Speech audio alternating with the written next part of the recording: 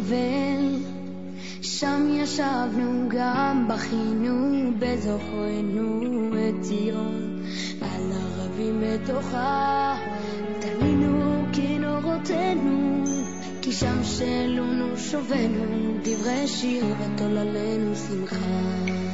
שיר לנו משיר ציון, איך נשיר את שיר השם על אדמת נחל, אם אשכחך ירושלים תשכח ימיני,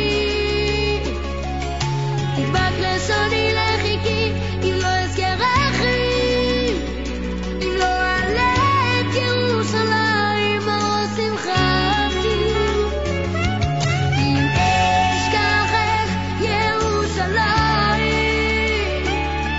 תשכח ימיני. Beshut Torah et Rabotai, avec les permissions d'Hachem, et ce soir on va essayer de parler un peu sur le sujet là de Korah. C'est un très beau sujet, on va essayer d'essayer de comprendre la connexion entre la paracha qu'on a eu la semaine dernière de Korah et la paracha de cette semaine de Hukat. Hukat, ça veut dire désordre. Et tu sais que dans la vie, il faut savoir qu'il y a beaucoup de mitzvot dans la Torah qu'on ne comprend pas les ordres de ces mitzvot-là. Il y a des mitzvot qui sont logiques, il y a des mitzvot qui ne sont pas logiques. C'est le mot Hukat. Hukat, ça veut dire, c'est un ordre, c'est une loi, n'essaye pas de trouver la réponse. D'ailleurs, le roi Shlomo Amelech, il a essayé de comprendre cette loi, lui qui a tout compris, lui qui connaissait tout, et finalement cette loi-là de Paradouma, la vache rousse, qu'on brûlait et qu'on gardait les cendres dans les petites fioles et qu'on les distribuait dans toutes les villes, que quiconque était impur, on jetait sur lui un peu des cendres pour le rendre pur. C'est inimaginable. On ne comprend pas encore pourquoi. On sait très bien que c'est l'eau qui purifie.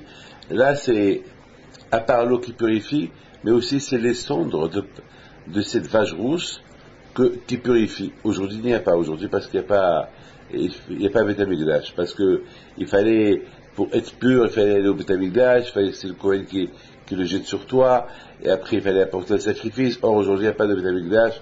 Donc là, ça n'existe pas la vache rousse. C'est incroyable. Akadosh Baruch Hu, il a porté la vache rousse uniquement à l'époque où il y avait Beth Amikdash. Aujourd'hui, qu'il n'y a pas de Beth Amikdash, on ne trouve pas de vache rousse.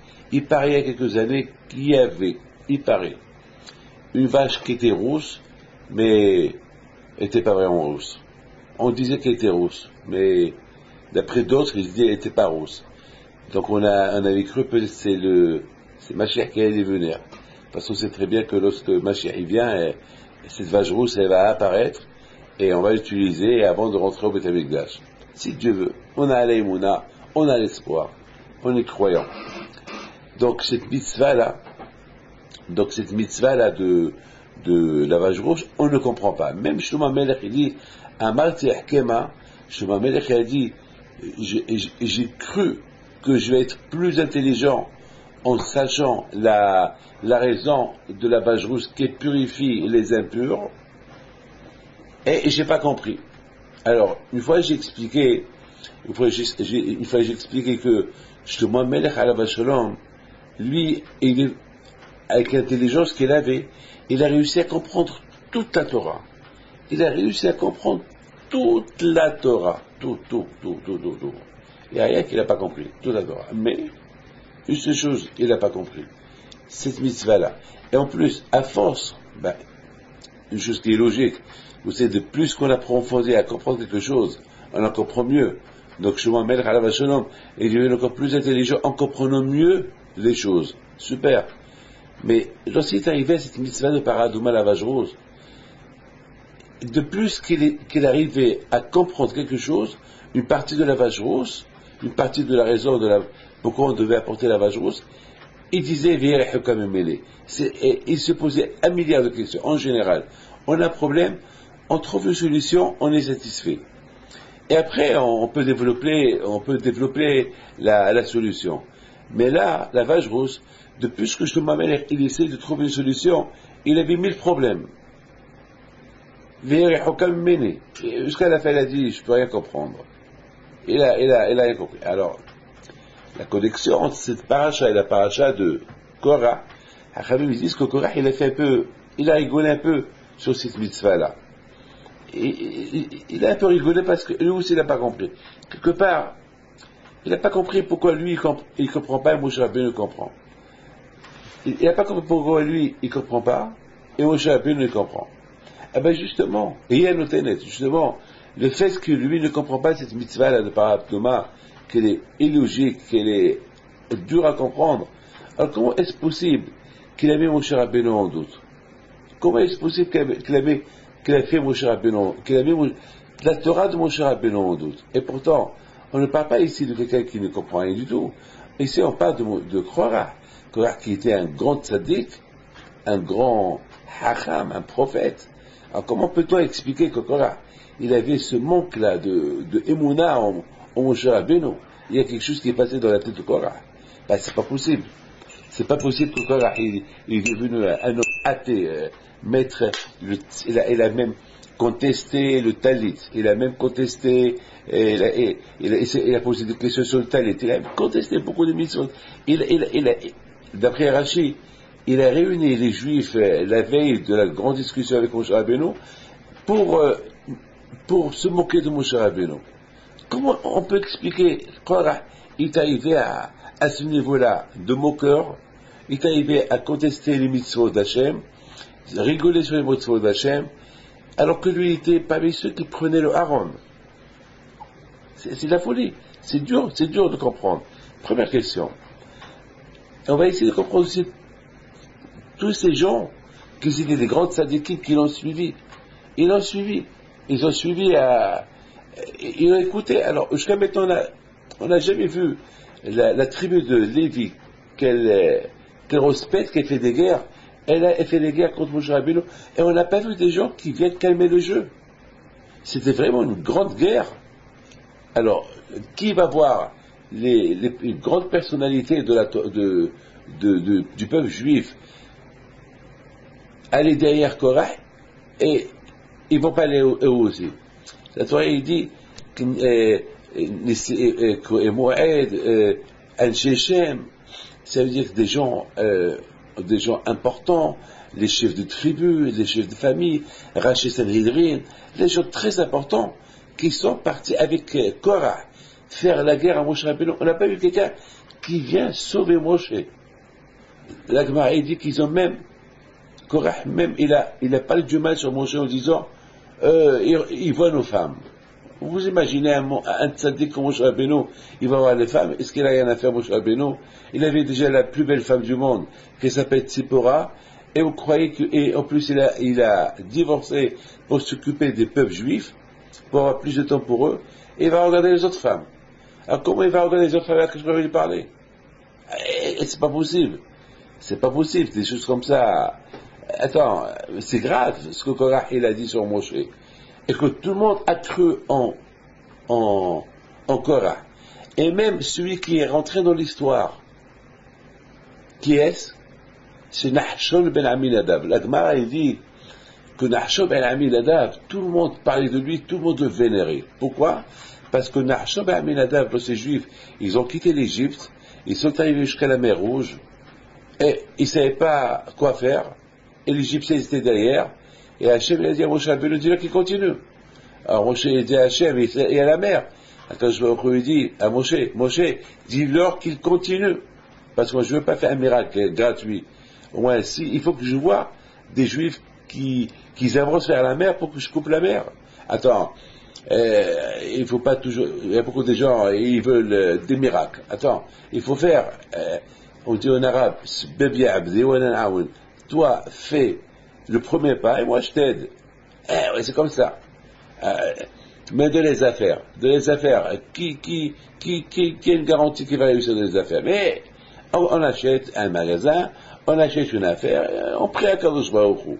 Mais comme ça, On peut pas dire, on veut faire des affaires en resto-lit. Impossible.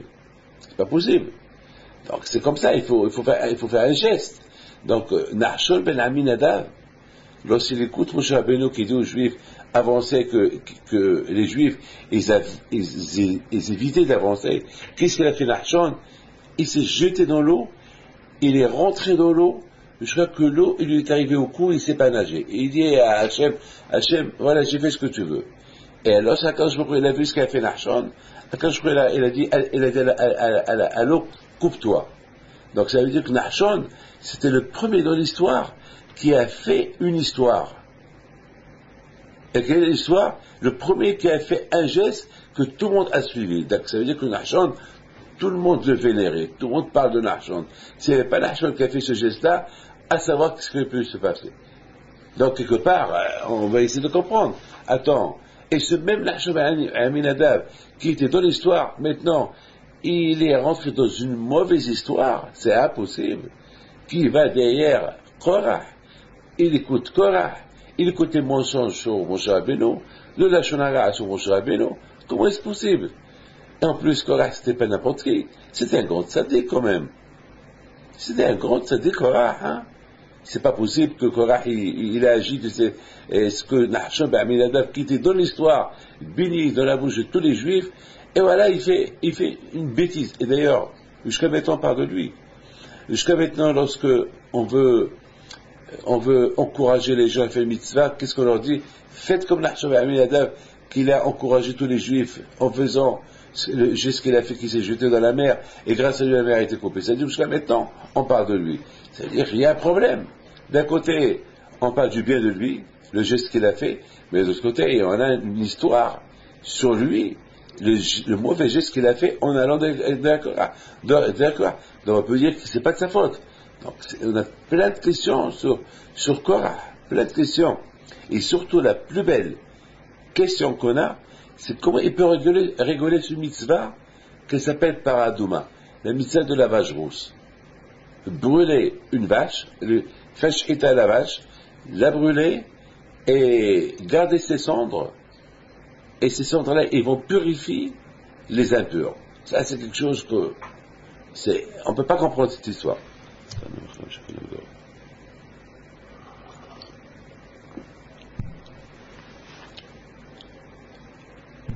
Vous savez, Rabotai, une belle question que je vais aussi vous poser. Vous avez remarqué que Hachamim, ils disent que Hachem, il a donné au peuple juif 3 parnassim, 3 guides, 3 leaders.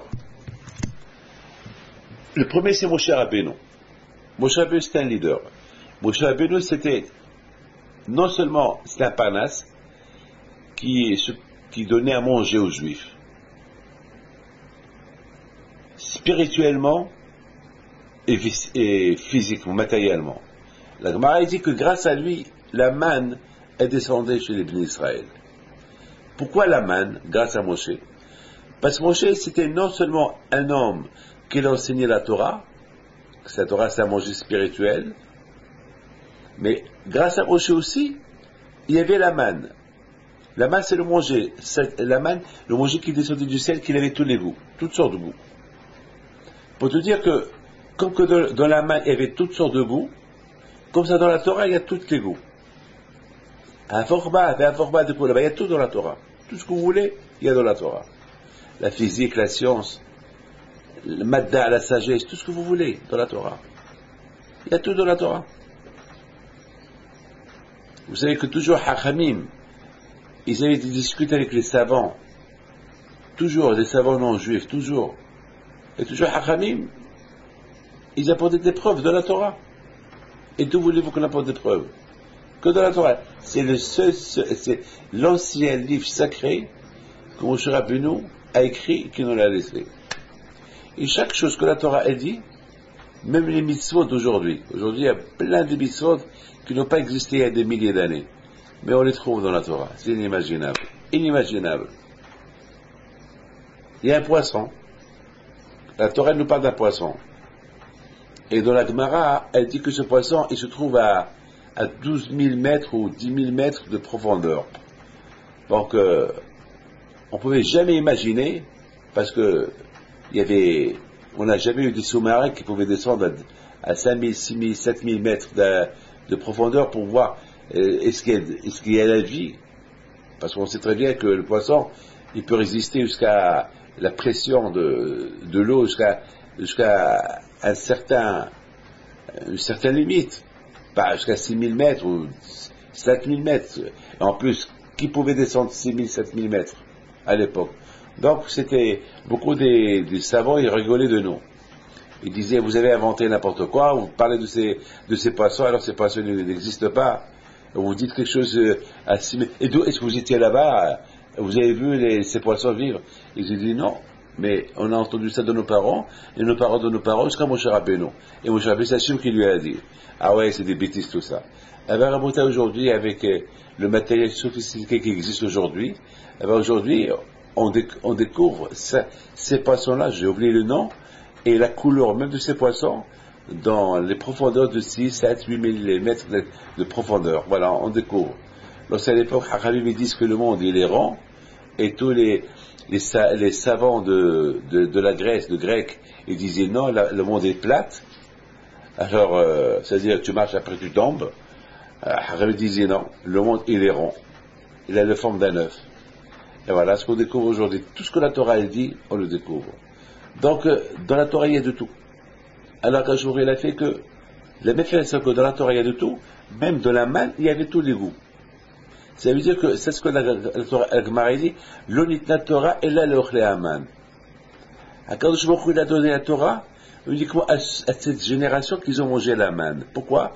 Parce que, pour ne pas dire, parce que c'était les seuls que lorsqu'ils mangeaient quelque chose, ils avaient tous les goûts de ce qu'ils mangeaient. Il y avait tous les goûts. Ils veulent couscous, il y avait couscous. Ils veulent un chewing-gum, il y avait chewing-gum.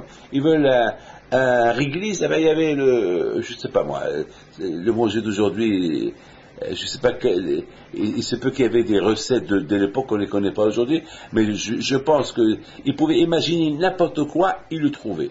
Et pourquoi Shmuel a fait ça? Pour le dire, de la même façon que vous avez tous les goûts de ce manger-là que vous mangez, dans la Torah, c'est de même. Il y a tous les goûts dans la Torah. Mes amis, grâce à Moshe Rabbeinu, il y avait la manne. On dit aussi que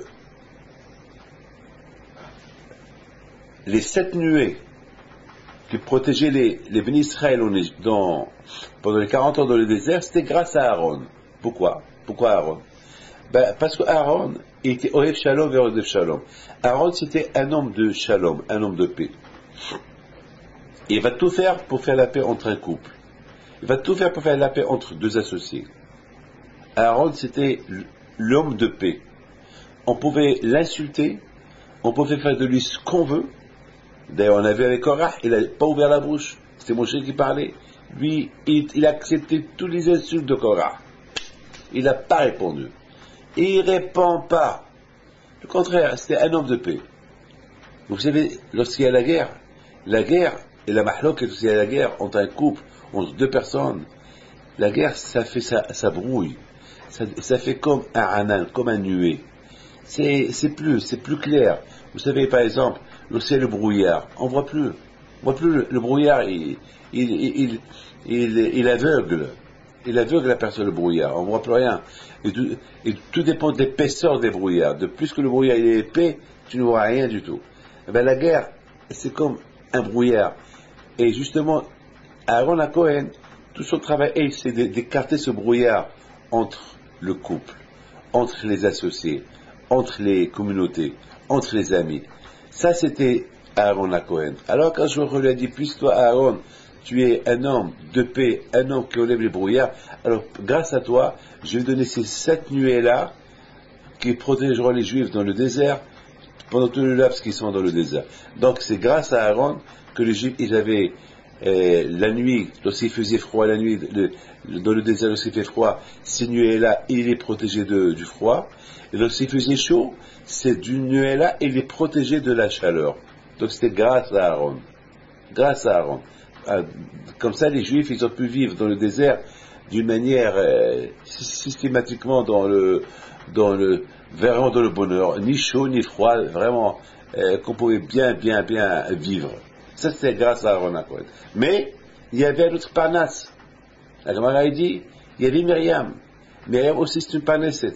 Myriam aussi c'était aussi une femme qui a dirigé le peuple. C'est-à-dire qu'il a donné 3 Parnassim.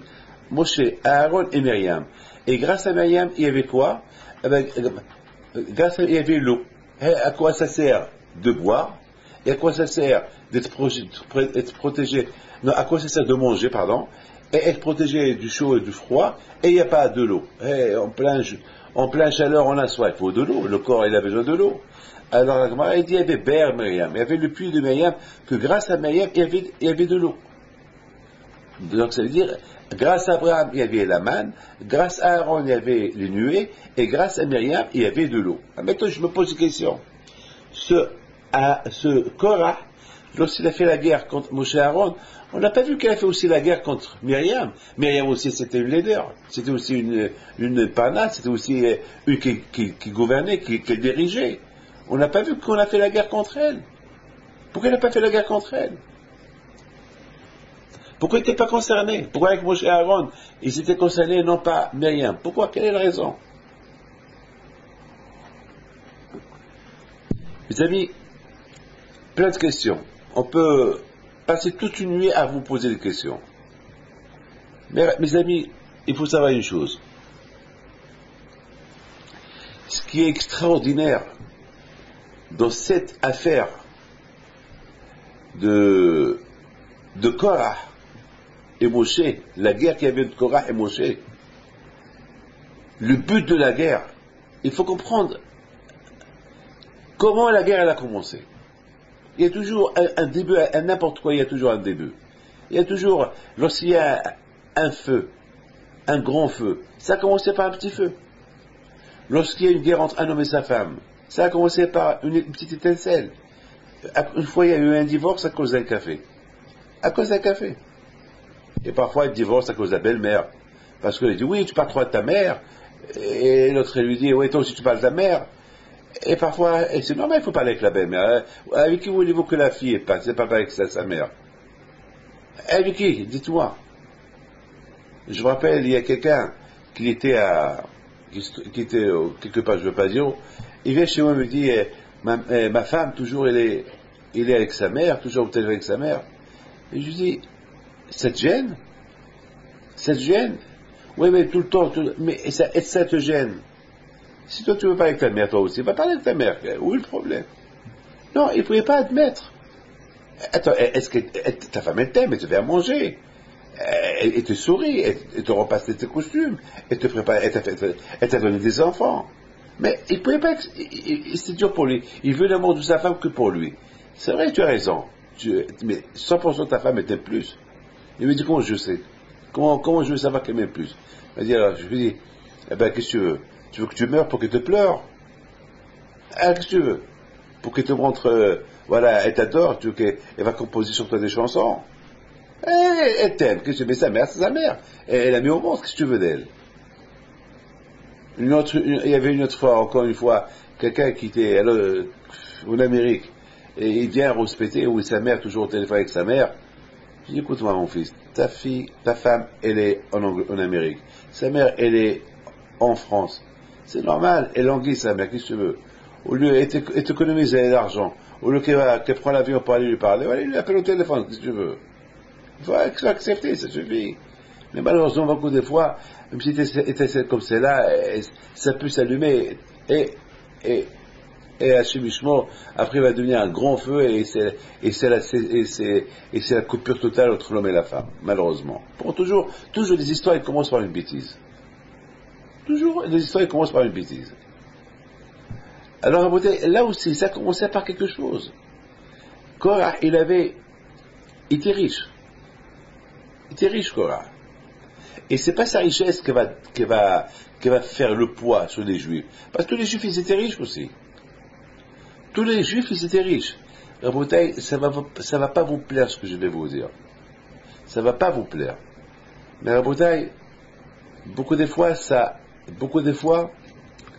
la femme, elle construit, et la femme, elle peut détruire. On ne va pas ici accuser la femme. Ici, on ne va pas accuser les femmes. Mais simplement, on va essayer de comprendre que beaucoup des fois, c'est au rôle de la femme, lorsque la femme elle voit que son mari, il vient de la synagogue énervé parce qu'il y a un monsieur à la synagogue qui l'a embêté, ou il lui a fait la tête, ou bien le rabbin de la synagogue ne lui a pas parlé, ou bien le shamash de la synagogue ne lui a pas donné son talit, ou il a perdu son talit, il va venir de la synagogue en colère. Ben, c'est le rôle de la femme de le calmer. C'est pas de rajouter le feu. Oui, tu vois, je l'ai déjà dit, cette synagogue-là, c'est pas une synagogue, ce rabbin, c'est pas un rabbin, il fallait le changer, ce rabbin, c'est un hypocrite, il aime l'argent, et toujours des histoires comme ça. Ben, c'est toujours à la femme d'essayer d'atténuer les choses, d'éteindre le feu. Vous savez, il y a il y a 1000 raisons dans cette affaire de Korah. Mais maintenant, je vais essayer de comprendre, d'apporter une raison que j'ai compris, que j'ai pensé. Et je suis basé sur une autre histoire. Vous savez que cette histoire-là de Korah et Moshe, il y avait Korah qui a commencé, il y avait Dathan ben Abiram, il y avait On ben Pelet. C'était eux qui ont dirigé ce complot contre Moshe Rabbeinu. Et à leur tête, c'était Korah. C'était des haut-parleurs, ils savaient bien parler. Ils savaient comment vraiment expliquer les choses, ils savaient vraiment comment attirer les Juifs à être tous contre Moshe Rabbeinu. Ils ont réussi. Tout a commencé peut-être parce que Korah, au départ Korah, il voulait avoir un titre.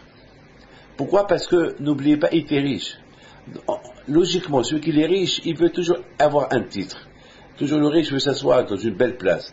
Toujours le riche, il veut être parmi les premiers. Parce qu'il y a l'argent. Parce que l'argent, elle met toujours la personne en priorité. Alors lui, il était riche. Donc, de l'autre côté, ça décora. Parce qu'il était Ménos et Aaron. C'était pas mis ceux qui levaient le Aaron à Kodesh. L'arche de l'Alliance, que c'est pas n'importe qui pouvait lever l'arche de l'Alliance. Et Moshe et Korah, il n'était pas mis ceux qui levaient. Alors, ça veut dire le fait qu'il était attaché à l'arche de l'Alliance, ça veut dire qu'il était attaché à Dieu. Être attaché à Dieu, écoutez bien, être attaché à Dieu, on ne peut pas être attaché à l'argent à Dieu. C'est impossible. Alors qu'on dit dans les livres de Moussa, on ne peut pas avoir un pied sur un escalier, l'autre pied sur l'autre escalier et avancer. Impossible, c'est impossible. Pour avancer, il faut toujours avancer les pieds. On ne peut pas avoir les deux. Je ne peux pas dire je vais être entre deux. Non. Ou tu montes ou tu descends. Ou tu descends et tu es descendu, ou tu montes, tu continues à monter. Mais tu ne peux pas dire je vais avancer en ayant les deux pieds. Là au 10e étage et l'autre en 8e étage. C'est pas possible. C'est impossible. Ou tu montes ou tu descends. Donc, Korah, d'un côté était riche, milliardaire, multimilliardaire. Il avait 300 chameaux pleins de clés. Alors imaginez combien de milliers de chameaux il avait plein de trésors. Les clés des trésors. Imaginez-vous quelle richesse colossale avait Korah. Mais de l'autre côté, qu'est-ce qu'on voit? On voit que Korah était un grand sadique. Il n'était pas mis ceux qui levaient le Aaron, l'arche de l'Alliance. Et l'arche de l'Alliance, c'était le saint des saints. L'arche de l'Alliance, c'était très sacré. Personne ne pouvait la toucher. Et celui qui la touche, il meurt. Je rappelle, celui qui n'est pas saint et de la famille de Lévi, il meurt. Et Korah, c'était pas mis ceux qui levaient l'arche de l'Alliance. Ça veut dire qu'il était un grand tzaddik, Korah. Alors, ça veut dire qu'il a maîtrisé le tzara de l'argent. Parce que c'est pas possible qu'il ait pas mis ceux qui lèvent le Aaron, l'arche, et aussi être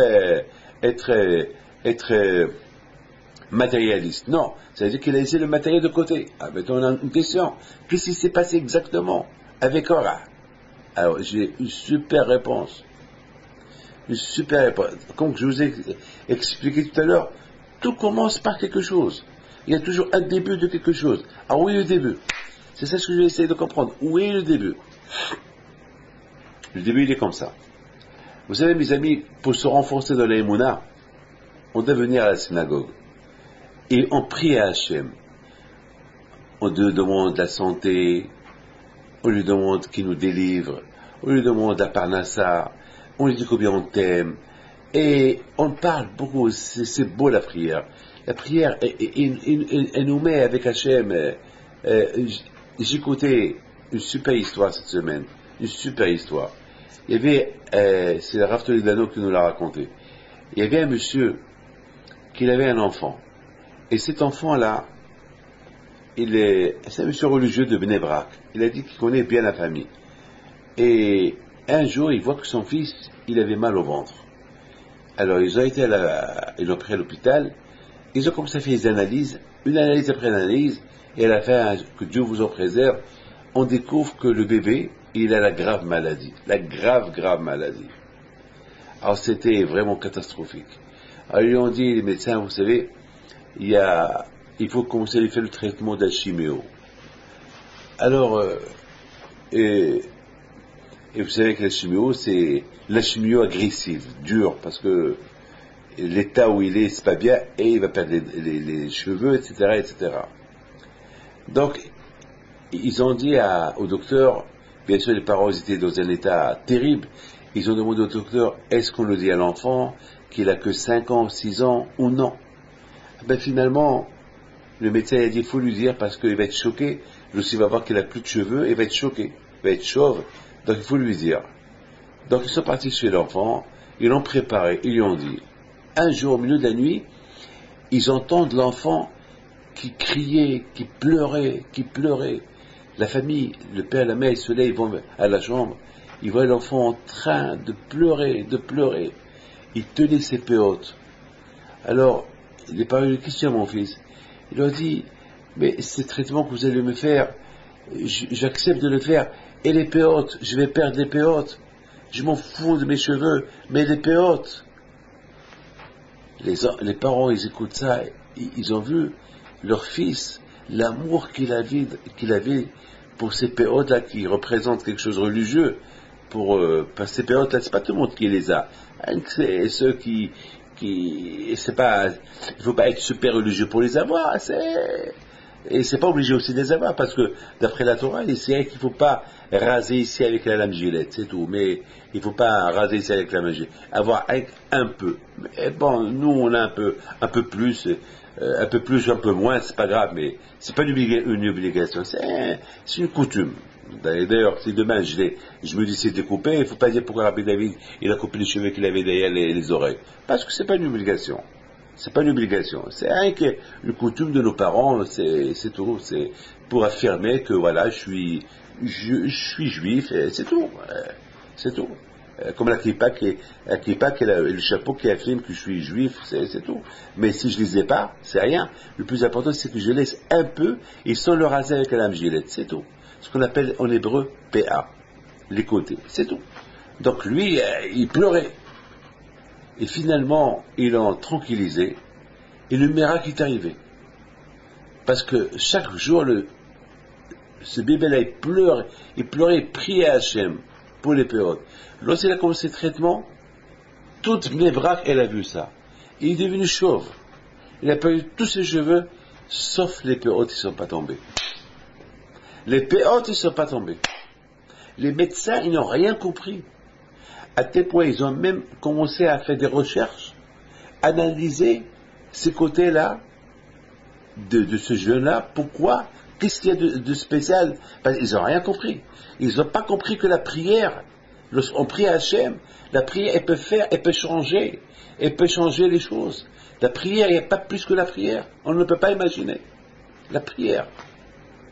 Et c'est ce qui s'est passé. Mais ils n'ont rien compris.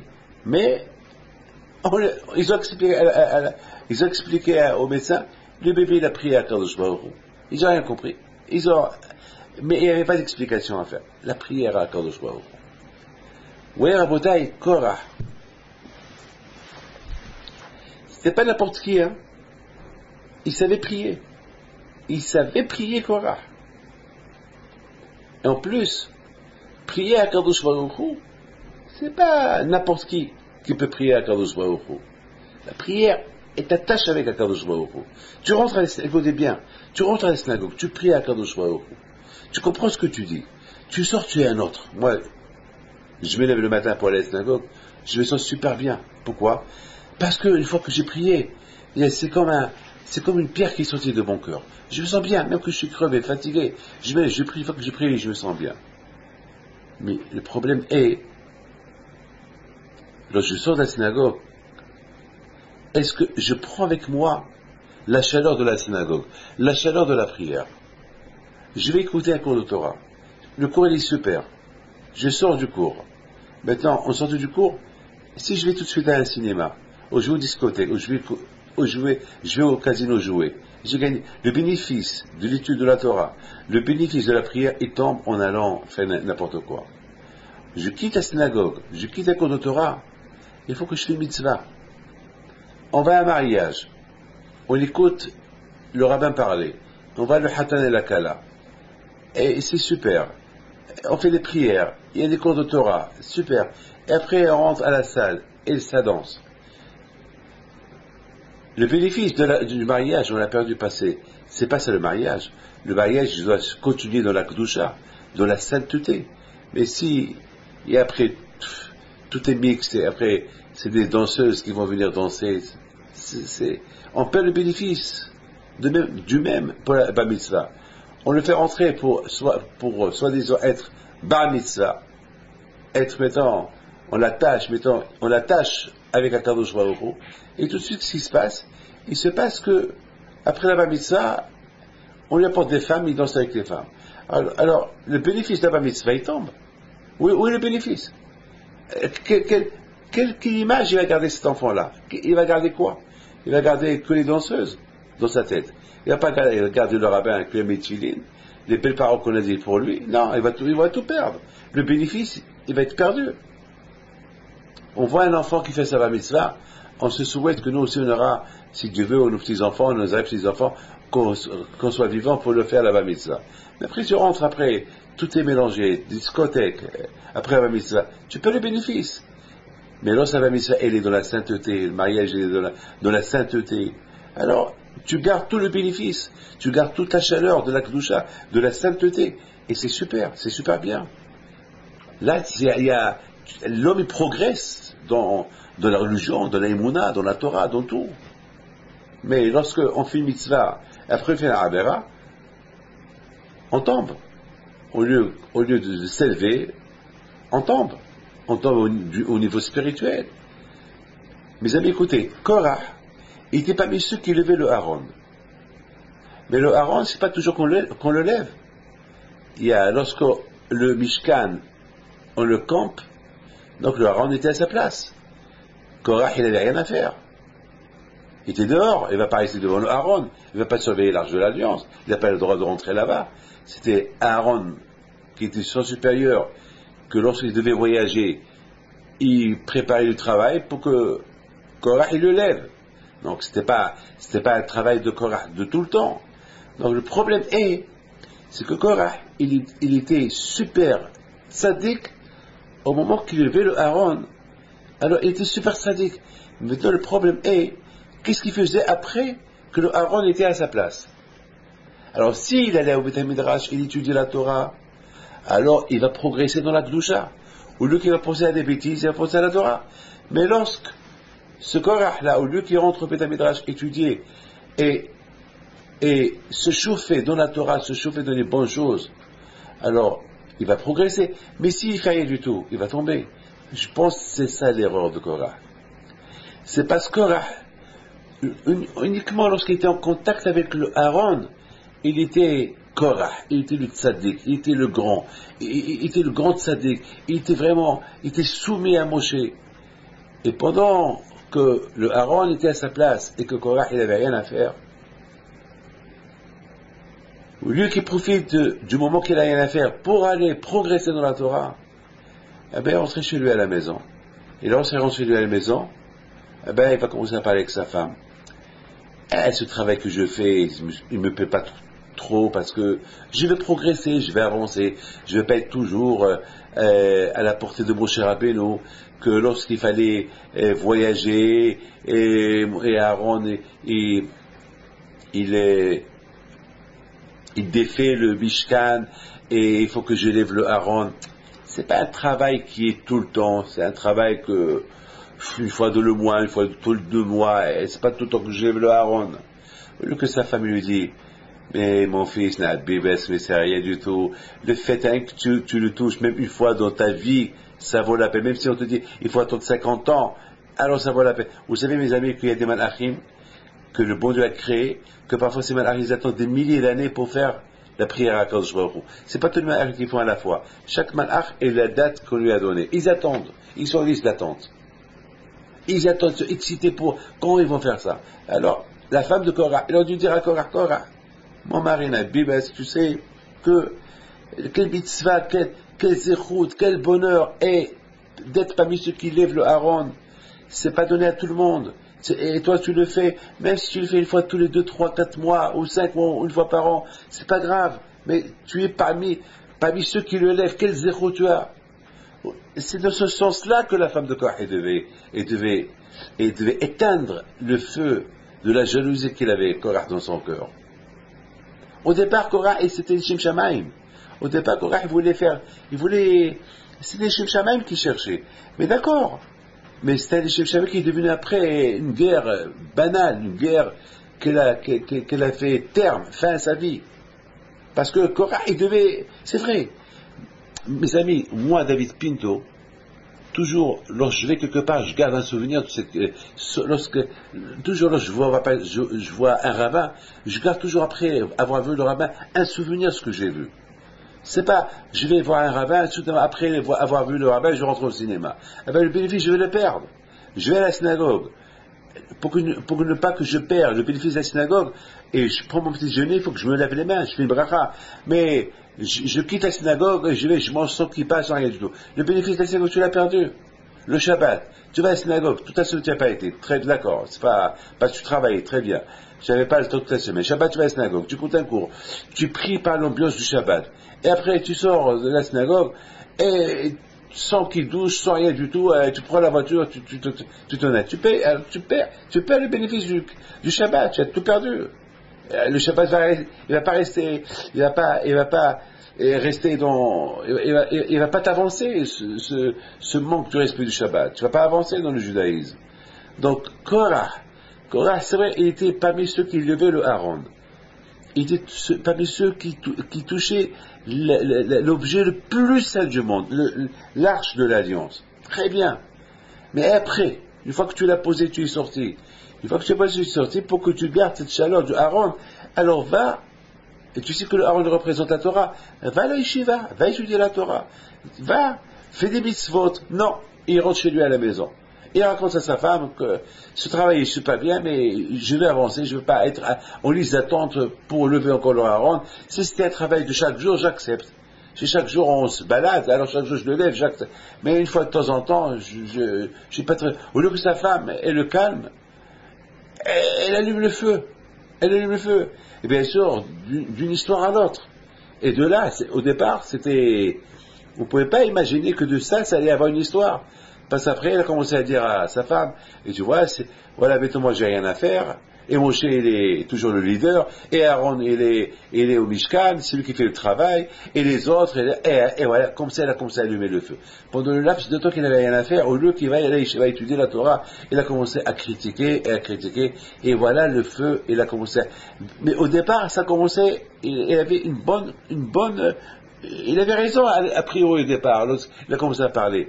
Mais d'autre côté, il avait pas raison, parce que justement, le fait qu'il n'était pas mis ceux qui lèvent l'arche, donc la sainteté de l'arche, elle pouvait l'influencer, être plus saint. Ici, il devait être 1000 fois plus saint ce qu'il est maintenant, qu'il va aller étudier la Torah qui représente ce qu'il y avait dans le Aaron. Parce que dans l'Aaron, il y avait quoi? Il y avait les 10 commandements, il y avait un Sefer Torah. Alors va aller étudier la Torah. Chauffe-toi dans la Torah. Et lui, il a fait ça. Et on file en aiguille, et il est arrivé ce qui est arrivé. Alors, la faute à qui? Sa femme. La femme, elle devait éteindre le feu. Et parce qu'elle n'a pas éteint le feu, et voilà. La femme, elle a chauffé son mari. T'as raison, tu as raison. Et Korah, il a commencé à se chauffer, et à la fin, il a réussi à mener tout le monde contre lui. Il savait bien parler. Avec des arguments. Il a réussi à mettre tout le monde derrière lui. Malheureusement. Malheureusement, il a réussi. Parce que aucun pouvait imaginer que Korah, il n'avait pas raison. Parce que tout le monde savait que Korah, il avait un travail très sain. Il n'était pas mis ceux qui levaient l'arche de l'alliance. Et en plus, c'était de la famille de Lévi, la famille de le cousin germain de Moshe Rabbeinu. Donc, on ne pouvait pas mettre sa parole en doute. En plus, il était riche. Et toujours la richesse, quelqu'un qui est riche, sa richesse, c'est son laisser-passer. Comme ça. Toujours le riche, on lui fait le cabot. Pourquoi? Parce qu'il est riche. Et en plus, il était riche. Donc, il y avait tous les éléments qu'on ne pouvait pas mettre la parole de Korah en doute, tant que tout le monde l'a suivi. Et quelque part, la Torah, elle nous écrit cette histoire dans la Torah pour nous dire jusqu'à où ça peut être grave. Quelqu'un qui est dans la sainteté, il faut qu'il fasse à progresser toujours dans la sainteté. Mais quelqu'un qui est dans la sainteté, qui s'arrête pour aller faire n'importe quoi, il tombe. On a vu que Yeshua Benoun, pourquoi la Torah? Pourquoi Moshe Rabbeinu, il a donné la Torah à Yeshua Benoun, et c'est lui qui nous l'a transmis. Nos sages ils disent, parce que Yeshua Benoun, jamais il a lâché Moshe Rabbeinu. Toujours il suivait Moshe Rabbeinu. Là où Moshe Rabbeinu il allait, il le suivait. Il ne voulait pas rater une minute d'être des côtés de Moshe Rabbeinu. Et puis, la récompense est venue. Lorsque Moshe est mort, c'est Yeshua Benoun qui a pris sa place. De l'autre côté, on voit que lorsque Moshe Rabbeinu a envoyé les espions espionner Israël, il a envoyé Yeshua. A priori, Yeshua aurait pu dire à Moshe Rabbeinu, Moshe, je ne peux pas y aller avec toi. Je peux pas aller sans toi. Moi, je dois rester avec toi. Mais on a vu que Moshe Rabbeinu, c'est un ordre, tu vas. Parce qu'on a là-bas, tu vas progresser. Il a écouté Moshe. Voilà. Il a écouté Moshe. Il a réussi à la fin. Ça veut dire que pour progresser, il faut continuer la progression. Mais lorsqu'on stoppe une progression et on change autre chose, on tombe, on recule. À Kippour, on s'élève. On est une autre personne après Kippour. Mais malheureusement, après Kippour, on est un autre. On tombe. Ça y est, les anciennes habitudes qu'on a fait avant Kippour, on continue à les faire. Qu'est-ce qui s'est passé? Eh bien, il s'est passé, c'est parce qu'après Kippour, on a oublié le sens de Kippour. On a oublié Kippour. Au lieu qu'on progresse, on ralentit, et on s'arrête, et on tombe. Mais le contraire, après Kippour, on doit vivre la vie d'après Kippour comme Kippour. Et si on veut progresser. Un couple, lorsqu'ils se marient, ils sont super heureux, ils sont super contents, ils sont dans la paix. Eh bien, il faut qu'ils continuent cette paix pour toute la vie. Mais si ils limitent leur bonheur rien que pour les 7 jours, et après 7 jours, ça y est, commence à se disputer, alors ça y est. Tout va commencer à être toujours lorsqu'un couple, ils se rencontrent, ils sont polis l'un avec les autres, la fille elle fait la max les yeux doux et le garçon aussi, la max c'est les débuts. Et après, une fois qu'ils s'habituent, ça y est, après, il moque, et l'autre il insulte, et les bagarres entre eux, après c'est la guerre. Après c'est la guerre totale. Pourquoi? Parce qu'ils ont marqué un stop. C'est justement, il faut continuer. Il faut continuer ce bonheur-là que tu as connu au début de la rencontre avec la fille. Il faut, c'est un travail, hein. Il faut se travailler pourquoi des fois il y a des incidents, mais il faut que ce soit un incident pour une seconde. Après, il faut éteindre l'incident.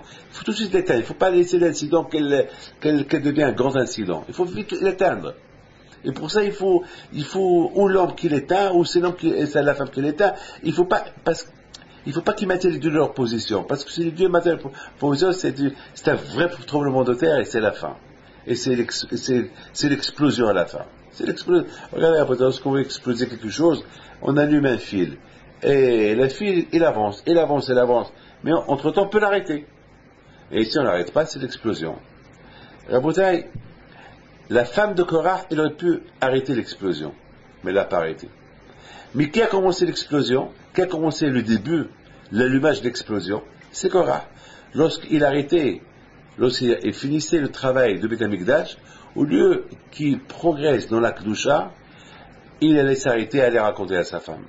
Et c'est ça la bataille qui a fait que la femme, Maintenant, mes amis, on voit que c'était pas toutes les femmes, ils étaient pareils. On voit que dans le désert, on voit que lorsque les Juifs ils ont critiqué Eretz Israël, la Gézer, le décret pour que les hommes n'entrent pas en Israël, il ne s'est pas appliqué pour les femmes. Parce que les femmes, ils n'étaient pas inclus. Les femmes, ils aimaient Israël. Jamais les femmes, dans le désert, ils étaient dans le coup. Toujours c'était les hommes qu'ils étaient dans toutes les coups, dans les guerres avec Moshe Rabbeinu. Jamais les femmes. Toujours les femmes, ils étaient nobles, ils étaient là pour ne pas, ils essayaient par tous les moyens pour éteindre les guerres. Même dans le veau d'or, on n'a pas vu que c'est les femmes. Les femmes n'ont pas participé au veau d'or. Le contraire, les hommes, ils ont arraché les bijoux des oreilles des femmes, et les femmes ils ont combattu les hommes pour ne pas leur donner les bijoux. On voit que les femmes, ils étaient toujours contre les révolutions dans le désert. Et c'est la raison pourquoi on n'a pas vu une guerre contre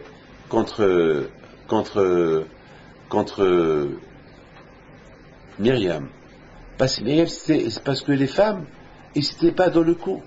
Qui pouvait faire la guerre contre Myriam? Les hommes. Les hommes, ils n'approchaient pas aux femmes. Et les femmes, entre eux, jamais ils se sont disputés. Jamais ils se sont disputés. Donc on voit que c'est la raison pourquoi personne n'a fait la guerre à Myriam, qu'elle aussi, elle était gouvernante. Personne. Parce qu'on a vu dans la Torah que toujours, Azachim Moshe au Bni Israël, lorsqu'il y a eu la Shira, lorsque les Juifs ils ont chanté dans la mer, les hommes seuls, une fois qu'ils ont terminé les hommes, c'est les femmes qui ont chanté après. Il n'y avait pas de mélange. Donc jamais on a contesté Myriam. Extraordinaire. Mais de l'autre côté, les hommes ils auraient pu apprendre des femmes. De la même façon que les femmes jamais contestent, ni les hommes ni les femmes, et ils étaient dans la paix, alors les hommes ils devaient apprendre d'elles. D'eux, ils n'ont pas appris, malheureusement. On a vu que On Ben Pellet, les trois personnes qui ont mené la guerre, c'était Korah, Datan, Abiram et On. Mais on a vu que lorsque Hachem a puni tout le monde, On n'était pas inclus. Alors la Gemara pose une question, et On était où? Et la Gemara dit, On, c'est sa femme qui l'a sauvé. Sa femme, elle dit à On, mais pourquoi tu fais la guerre avec Moshe? Il a dit, je suis dans le coup, je peux rien faire, c'est trop tard. Je suis avec Datan et Abiram, parce qu'on veut prendre une position, parce qu'Korah, il a raison, et il a raison. Et il dit, mais tu es fou. Mais c'est sa femme qui la chauffe, qu'elle le chauffe. C'est sa femme, voilà, sa femme elle est folle, la femme de Korah. En plus, qu'est-ce qu'il va gagner Korah dans cette histoire-là? Il va être puni un jour. Ne rentre pas dans le... Et en plus, la femme de Korah, c'est la seule femme c'est elle qui a créé tout ça. Au lieu qu'elle s'associe avec nous les femmes, qu'on n'a pas fait de bêtises jusqu'à maintenant, elle chauffe son mari, voilà, contre Moshe, et voilà, on va arriver ils vont tous arriver à causer sur une catastrophe. Et on dit à sa femme, bon, maintenant je suis dans le coup que je dois faire. Il dit, écoute-moi, tu m'écoutes. Elle lui donne à boire, il lui dit, va au lit. Il lui donne à boire, elle a saoulé, et est partie dormir. Qu'est-ce qu'elle fait, la femme de On? Elle enlève son foulard, et s'assoit à côté à la porte de la tente, elle commence à peigner ses cheveux.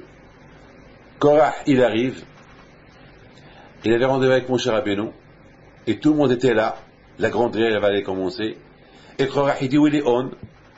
On n'est pas là. Amenez On, parce qu'on il a aussi des bons arguments à m'aider. Ils vont chercher On ne le trouve pas. On va chez lui à la maison, ils vont voir la femme de On en train de se peindre les cheveux. Dès qu'ils ont vu On, la femme de On, ils n'ont pas voulu voir sa tête découverte, ils sont partis se sauver. Quand il dit, où il est On? On ne peut pas rentrer à la tente parce qu'il y a sa femme à la porte de la tente qui se peint. Donc, On n'était pas présent, était absent pendant cette guerre-là de Korah et Moshe. Entre-temps, la terre s'est ouverte, et là, on englouti Korah, Datan, Abiram, toutes les familles, sauf On. On n'est pas mort. Qui l'a sauvé? Sa femme. Deux femmes. Une, elle a cherché le malheur de son mari, la femme de Korah. L'autre, la femme de On, elle a cherché le bonheur de son mari. Son mari, il a eu la vie sauve. Voilà l'histoire. Maintenant, Raboté, l'histoire se termine. On y se réveille. Il voit la montre. Je suis en retard au rendez-vous. Il lui dit, la bébesque, je n'ai pas en retard au rendez-vous. Korah, il est mort, bébesque. Datavé Abigail sont morts, tout le monde est mort. Tu es le seul qui est resté vivant. Je t'ai sauvé ta vie. Mes amis, on a presque répondu à toutes les questions. On a compris maintenant que même qu'on est parmi ceux qui lèvent l'arche de l'alliance, on peut tomber. Parce que l'arche de l'alliance, la sainteté de l'alliance, et ce que l'arche de l'alliance représente, ça doit uniquement être Haye Votra, t'obliger, être parmi ceux, être avec un rabbin, ça t'oblige d'être pas comme un rabbin, mais d'apprendre de lui. D'aller à la synagogue chaque jour, ça t'oblige à toujours prier à Kadosh Baruch Hu. Être parmi ceux qui lèvent l'arche comme Korah, ça devait l'obliger à être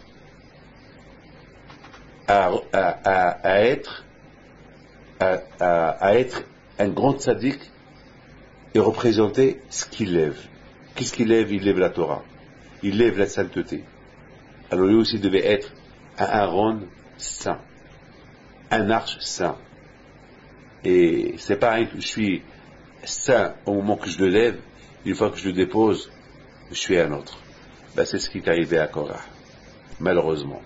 Et c'est ça qui a fait que le fait que les discussions avec sa femme, que ce n'étaient pas des discussions bien, au lieu que sa femme, elle apaise la guerre et chauffer la guerre, donc ça a fait que il a eu même des mauvaises idées sur la Torah. Il a commencé à contester même les mitzvot de la Torah, jusqu'à que même les mitzvot qui sont écrits dans l'arche, dans les 10 commandements, et sur le Sefer Torah, il les a contestés. Parce que je lui ai dit, tu peux pas être comme ça. Tu peux pas me lever et m'embrasser, et après une fois que tu me laisses, tu me dénigres. Tu me dénigres. Ça peut pas y aller. Ou tu me lèves, et même quand tu me déposes, l'influence de la sainteté reste en ton cœur, et pas pendant que tu me lèves, tu sens la sainteté, et tu m'aimes, une fois que tu me poses, tu es un autre. Ça marche pas.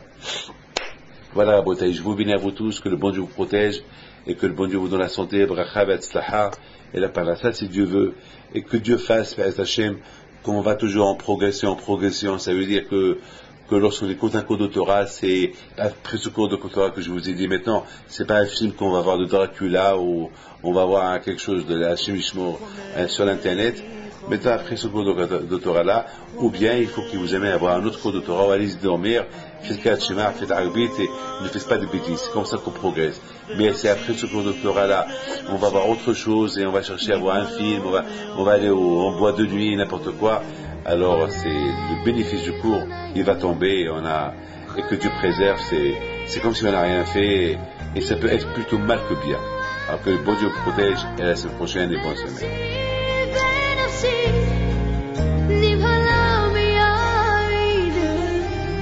ואתו השם, ואתו השם, מתמוסי, ואתו השם, ואתו השם, ואתו